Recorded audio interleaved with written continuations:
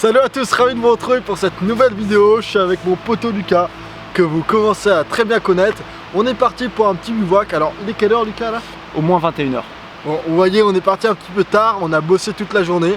Donc on a quand même pu se libérer pour partir ce soir. Et on a tout le matériel dans notre dos. Et on vous prend avec nous pour un petit bivouac.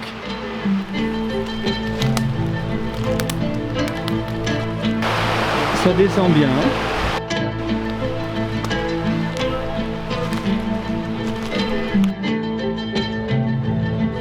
On sort tes raquettes Lucas.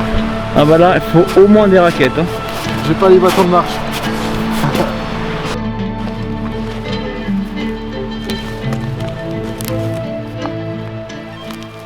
Bon, alors on va profiter de ce bivouac aussi pour tester une tente qui est 4 saisons. Là vous le voyez, il neige pas finalement, c'est un peu tard, mais on va quand même la tester. Il s'agit de la Flamme 2 de chez Husky. Et l'idée c'est qu'on va d'abord tout monter, on va pouvoir la tester, dormir dedans, et puis on vous parlera des caractéristiques demain lorsqu'il fera jour.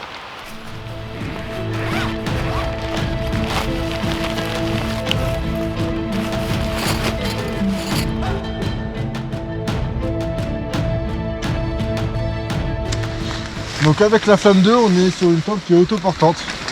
L'avantage, c'est que je vais pouvoir monter la tente, donc la paroi extérieure en premier, et ensuite je vais pouvoir déterminer où est-ce que je vais placer la tente exactement. C'est-à-dire que si le sol n'est pas hyper plat à cet endroit, je peux ensuite déplacer la tente et je peux la mettre dans un autre endroit. Voilà. Ça c'est l'avantage des tentes qui sont autoportantes. Et là maintenant que la toile extérieure est montée, je vais pouvoir aller à l'intérieur et monter la toile intérieure. C'est-à-dire que bon là il fait beau donc on n'a pas une réelle utilité, mais imaginez-vous il neige, il pleut, en cas d'intempérie c'est pratique de pouvoir d'abord monter la toile extérieure et ensuite on est protégé par l'intérieur, on va pas mouiller toute la tente. Allez, on va mettre les sardines, elles sont super légères, et là vous voyez c'est des pare-neige. Bon, il n'y en a pas d'utilité ce soir, mais en cas de neige, comme vous l'imaginez, ça peut être vachement utile.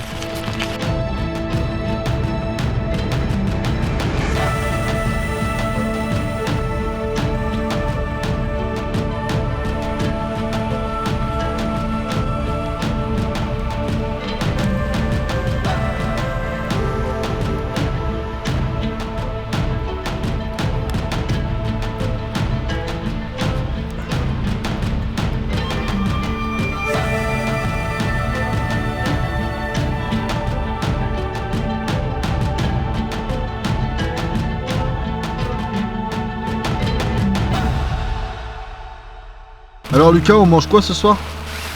Alors ce soir, on va faire de l'aligot, donc de la purée avec du fromage. Donc on va mettre du Borbier, de la raclette, plein de fromages comme ça. On va faire fondre avec la purée après et ça devrait être délicieux. Ouais, c'est un aligot qui est un petit peu revisité à la Lucas du coup. Bah, parce que je crois que ça vient de l'Aveyron, à vérifier. L'aligot. On est en Haute-Savoie. On est en Haute-Savoie. Donc on fait de l'aligot de Haute-Savoie. On va voir ce que ça donne. Et là on utilise le super four fusée réchaud fusée qui est disponible sur la chaîne. Donc si vous voulez apprendre à fabriquer un réchaud de ce type, l'avantage c'est que ça vient concentrer toute la chaleur dans un canal comme une cheminée au fait, et donc on a une cuisson qui est beaucoup plus efficace et on aura besoin d'utiliser beaucoup moins de matériaux que si on faisait un feu de camp éparpillé. Alors là on a du bon morbier avec un peu de terre mais ça donne du goût. Après on a de la bonne raclette, alors ça vient des fermes d'Étine, c'est une vraie ferme, c'est vraiment de la qualité, de la bonne raclette. Et on a évidemment, parce qu'on est en Haute-Savoie, du bon reblochon et ça devrait être délicieux.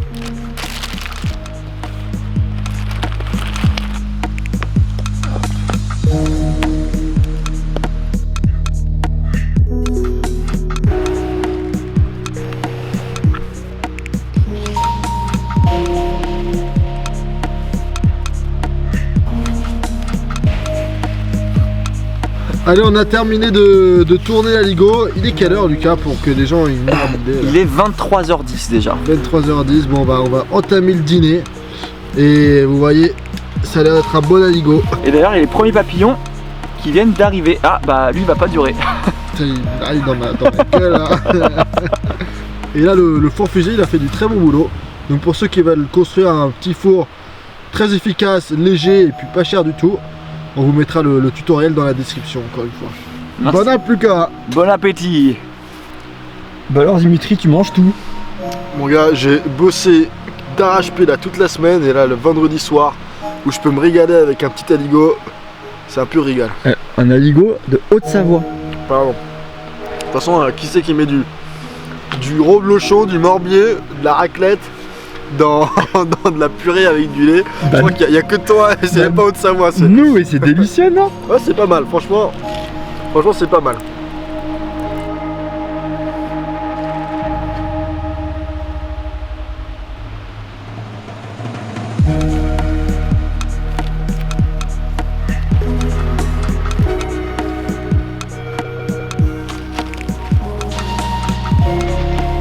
On a terminé le repas, c'était un pur délice.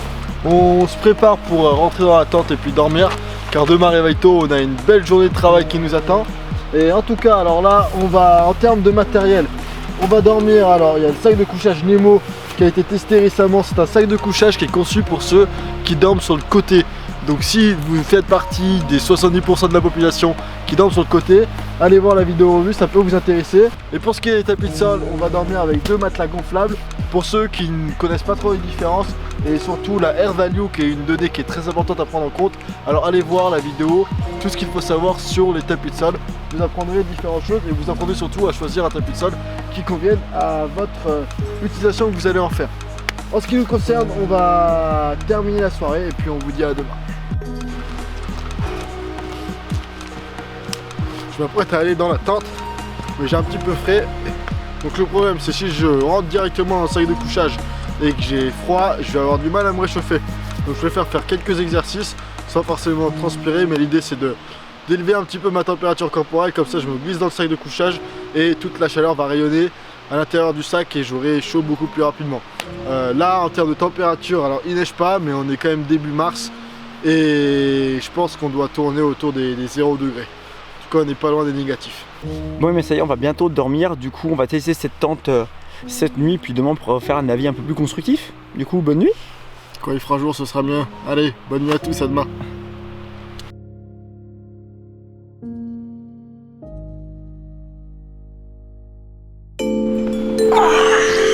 Ça, c'était une bonne nuit de sommeil. Il est 8 h, je sais pas pourquoi je prends un accent bizarre. Il est 8 h, l'alarme a sonné, on a fait la grasse mat aujourd'hui. Ce qu'on va faire, c'est qu'on va sortir de la tente pour vous parler un petit peu de ses caractéristiques. On va aussi se préparer un petit déjeuner sympathique. Et puis ensuite, on entamera la journée avec le sourire et la pêche, hein, comme d'habitude.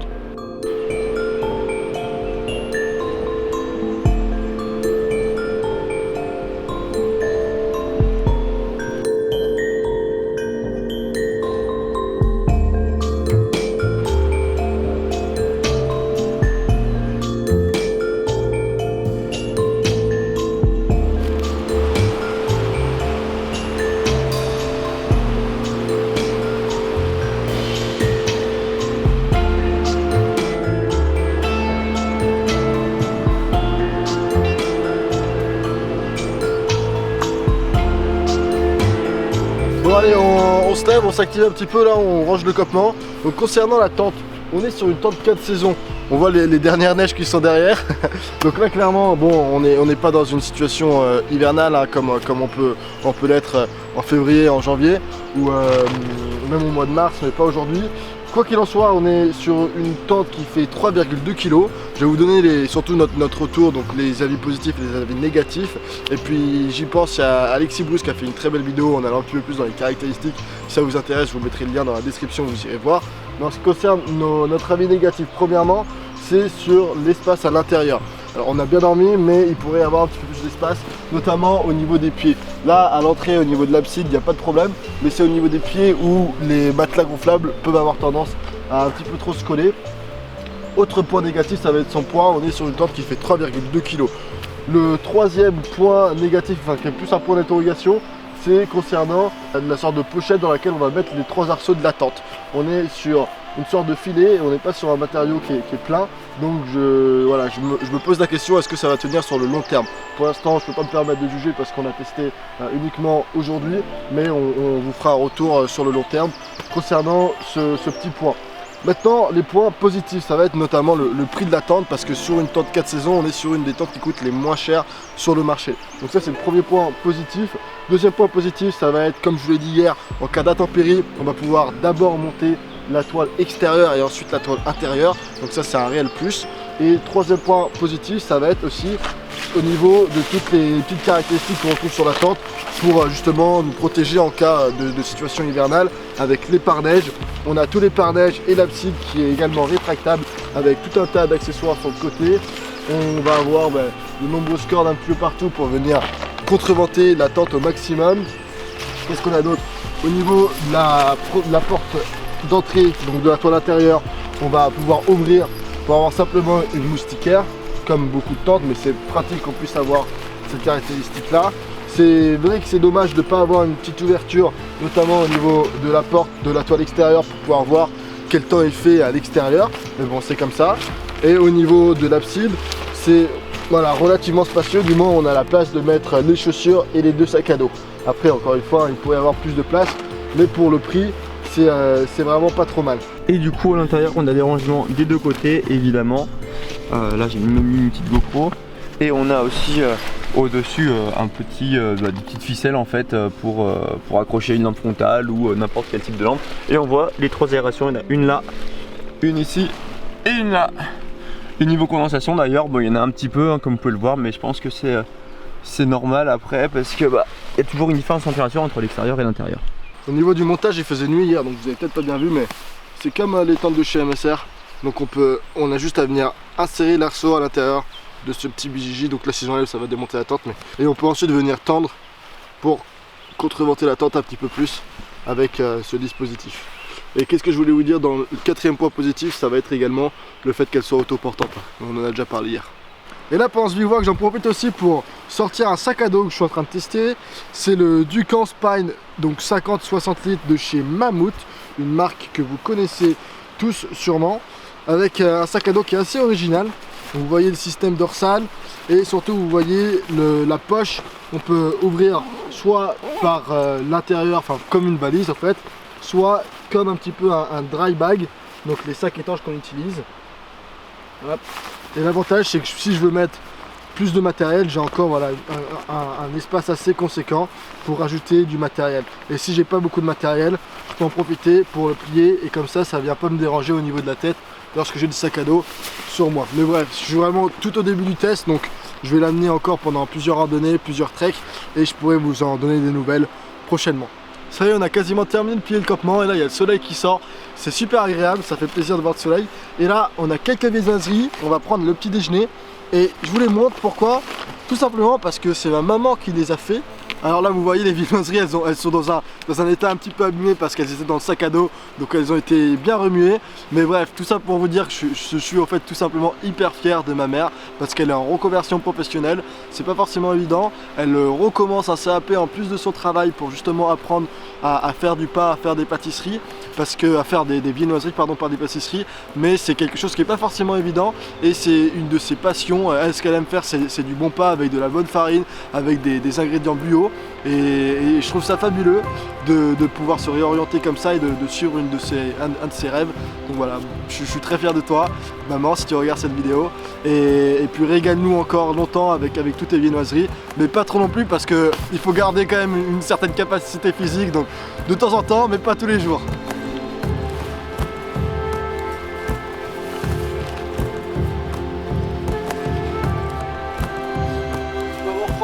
Lucas, c'est un bivouac qui arrive à sa fin. Eh oui, bah faut bien plier au bout d'un moment hein. Mais franchement il fait beau là, je sens même le soleil là sur moi, c'est trop bien. Ouais, mais du coup on vient de finir de plier la tente. On avait oublié un point négatif, c'est la taille en fait quand il est rangé. Vous voyez, c'est quand même assez conséquent. On peut le serrer un peu plus mais on va pas gagner énormément, donc dans un sac à dos c'est vrai que ça va prendre beaucoup de place. Mais après c'est vrai que pour 200 €, on peut pas non plus en demander trop. Elle fait quand même bien son travail, elle a quand même une bonne taille. Je pense pas qu'on puisse avoir mieux à ce prix là. Mais voilà, il faut aussi prendre les aspects négatifs en compte pour anticiper vos prochains bivouacs ou vos prochains treks.